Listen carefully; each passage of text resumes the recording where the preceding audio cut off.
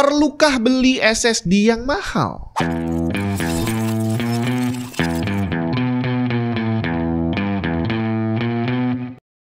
SSD sekarang ini dia adalah salah satu part yang paling bikin bingung ya.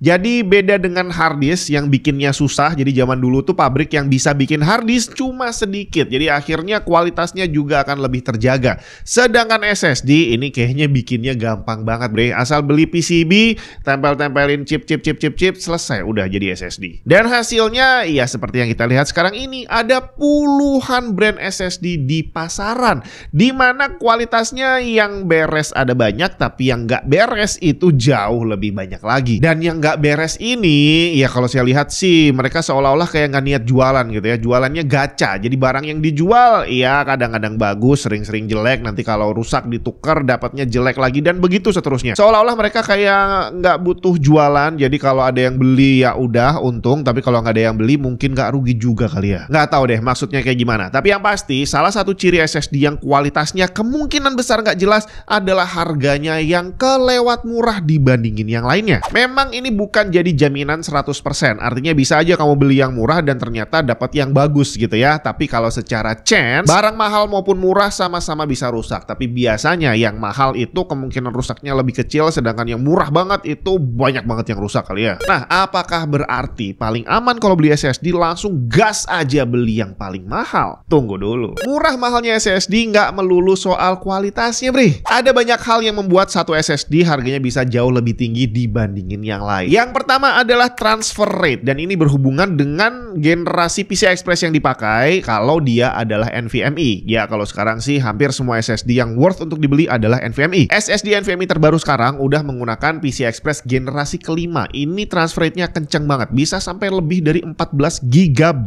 per second. Gigabyte bukan gigabit ya. Jadi kalau kamu transfer game yang ukurannya 100 GB mungkin butuh waktu cuma sekitar 6-7 detik aja udah selesai coy. Cuma harganya masih mahal. Yang 1 TB aja harganya bisa lebih dari 3,5 juta tergantung dari mereknya. Masalahnya gak semua orang butuh SSD sekencang ini. Yang pertama, kamu bakal butuh motherboard atau mungkin laptop yang udah menggunakan PCI Express Gen 5 untuk storage-nya. Dimana untuk motherboard PC aja ini masih kelas menengah ke atas yang harganya juga masih lumayan mahal. Udah gitu walaupun motherboardnya support, tapi kalau portnya cuma satu, iya buat apa kenceng-kenceng? Kita pasang satu SSD bisa sampai 14 GB, tapi kalau SSD keduanya cuma bisa 7 GB, ya udah bakal terjadi bottleneck. Saat kamu transfer data, ya kecepatan yang 14 ini bakal ketahan di 7 aja bre. Jadi akhirnya beli yang mahal bakal sia-sia. Belum lagi kalau ternyata motherboardnya masih support PCI Express Gen lama, Gen 4 atau Gen 3. Memang bisa terdeteksi, tapi kinerjanya akan ketahan. Terjadi bottleneck lagi di sana. Jadi kalau kita nembak langsung beli yang mahal dan ternyata Gen 5 yang kita beli, ya belum tentu juga kita bisa menikmati manfaatnya. Yang jelas sebelum beli kamu pastikan dulu motherboard kamu support PCI Express Gen berapa untuk storage-nya, Gen 3, 4, atau 5. Kalau nggak tahu cara ngeceknya, buka aja ke website resmi motherboard yang kamu punya. Masuk ke bagian spesifikasi storage dan di sana akan lengkap ditulis Gen berapa yang disupport, panjang SSD-nya berapa, dan lain sebagainya. Dan kalau udah, belilah SSD yang generasinya sesuai dengan motherboard kita. Hal kedua yang bikin harga SSD bisa mahal atau murah adalah ada atau tidaknya DRAM cache.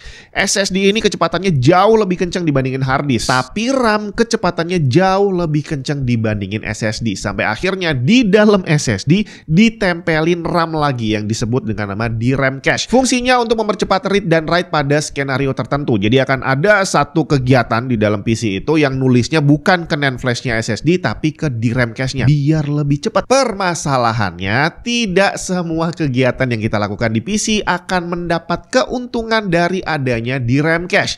Contohnya saya aja selama ini udah pakai banyak sekali SSD, ada yang DRAM, ada yang enggak gitu ya.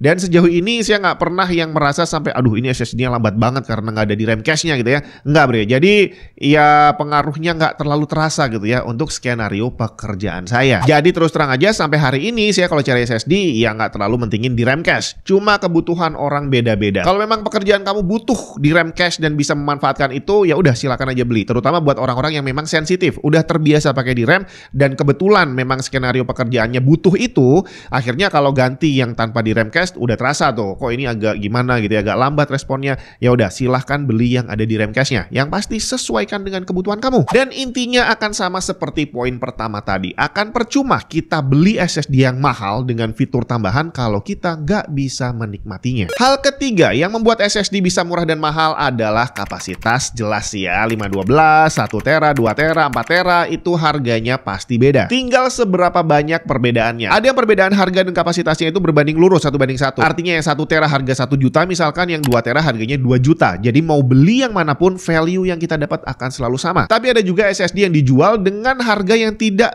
berbanding lurus 1:1. Misalkan tadi yang 1 tera harganya 1 juta, ternyata yang 2 tera harganya cuma 1,5 juta aja. Dan untuk skenario seperti ini udah jelas, beli yang kapasitasnya lebih besar akan lebih menguntungkan. Tapi walaupun dibilang menguntungkan, belum tentu kita butuh. Dan kalau sampai kita keluar uang lebih banyak, tadi walaupun dibilang value-nya dapat, tapi kalau nggak dipakai, ya sama aja percuma. PC untuk kantoran misalkan nih, cuma dipakai buat ngetik, filenya nggak gede, itu kalau pakai SSD 512 sudah lebih dari cukup lah ya. Tapi karena lihat harga, wah lebih worth it beli yang 2 tera nih, akhirnya beli 2 terabyte. Ya bakal sia-sia karena nggak akan pernah mungkin kepake. Lebih baik uang sisanya dipakai buat beli mie ayam rame-rame, bre. Nah, pada dasarnya 3 faktor inilah penentu utama sebuah SSD harganya akan tinggi atau rendah. SSD generasi terbaru transfer rate-nya tinggi banget, jauh lebih kencang daripada generasi lama. Tapi bukan berarti kualitas overall-nya lebih bagus dari generasi yang lama. SSD yang kapasitasnya 512 dia lebih murah daripada 1 tera, tapi bukan berarti lebih jelek. Ya cuma beda kapasitasnya doang. Tantangan sebenarnya justru terjadi setelah kita sudah menentukan 3 hal tadi. Oke, kita udah milih Gen 4, kita udah pilih yang pakai di RAM cache, dan kita udah pilih yang 1 terabyte. Ternyata di pasaran, di spek yang sama kita akan dihadapkan pada range harga yang bisa jauh berbeda. Disinilah kualitas akan menjadi pertaruhan. Rumus ada harga, ada kualitas udah mulai berlaku di sini. Sayangnya belum ada metode yang bisa kita jadikan acuan mutlak untuk bisa membedakan SSD yang bagus atau nggak bagus hanya dari sekedar harganya ini. Karena walaupun saya lakukan endurance stress test kayak yang dulu udah saya lakuin gitu ya, ya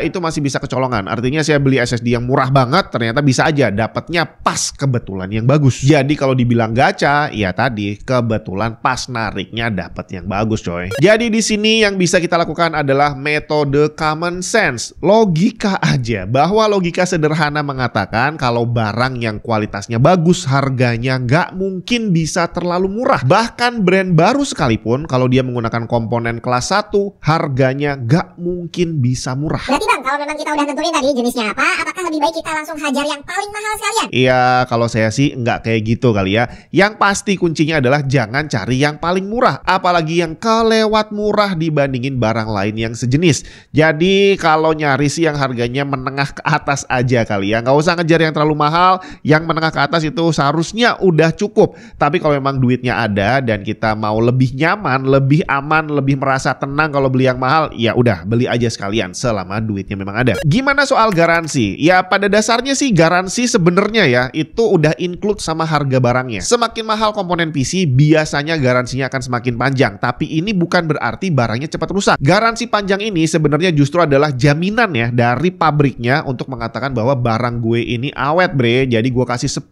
tahun gak masalah. Gue yakin gak bakal rusak, atau at least mungkin rusaknya setelah tahun kelima gitu ya. Cuma sayangnya untuk SSD terutama hari ini garansi banyak yang hanya sekedar gimmick. Ditulis 3 tahun 5 tahun kita beli, oke, beneran garansinya berlaku. 3 bulan rusak dapat tukar baru.